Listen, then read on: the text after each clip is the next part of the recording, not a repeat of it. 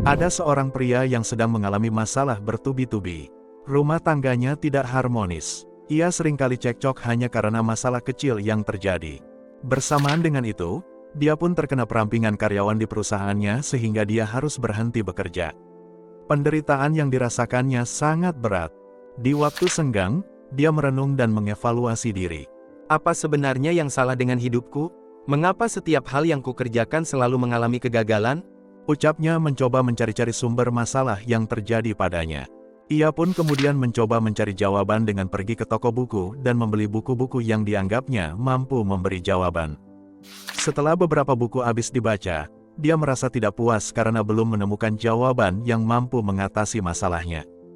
Tiba-tiba timbul inspirasi di pikirannya. Kenapa aku tidak menanyakan langsung saja ke penulis buku-buku itu? Pasti aku akan mendapatkan ilmu yang lebih hebat dan tentu bisa lebih berhasil bila aku mendapatkan petunjuk langsung dari si penulis. Serunya. Kemudian, setelah bertanya ke sana kemari, ia berhasil mengontak dan menemui salah satu penulis buku senior. Setelah menceritakan semua kegagalan yang dialaminya, dia berkata, "Pak, tolong ajarkan kepada saya mengenai rumus sukses, serta cara mengubah kegagalan menjadi kesuksesan." Si penulis pun menjawab, "Anak muda, kalau kamu membaca buku saya dengan teliti, dan menjalankan dengan nyata dari hari ke hari, tentu akan ditemukan cara-cara menuju sukses." Saya sudah membaca habis, bahkan hafal isi buku Bapak. Akan tetapi tetap saja belum berhasil menerapkan rumus sukses yang Bapak tulis.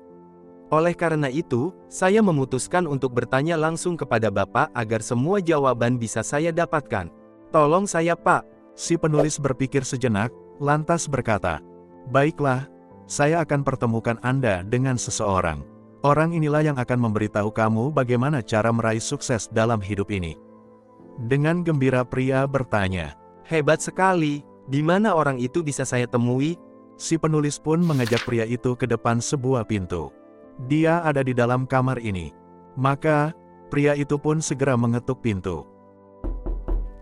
Setelah menunggu sesaat, dengan tidak sabar dia membuka pintunya dan masuk ke dalam ruangan.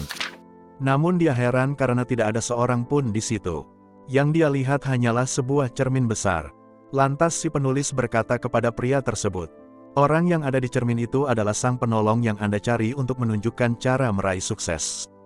Saudaraku, tidak ada orang lain selain diri sendiri yang bisa menolong kita melewati berbagai ujian dan tantangan. Tanpa Anda berani memulai dari diri sendiri untuk berusaha, belajar dan berjuang, ulet serta tidak menyerah pada keadaan, maka Anda tidak akan pernah meraih sukses. Seketika itu juga si pemuda tersadar. "Terima kasih, Pak. Selama ini saya selalu mencari sukses di luar diri saya, menyalahkan orang lain dan keadaan yang membuat saya gagal.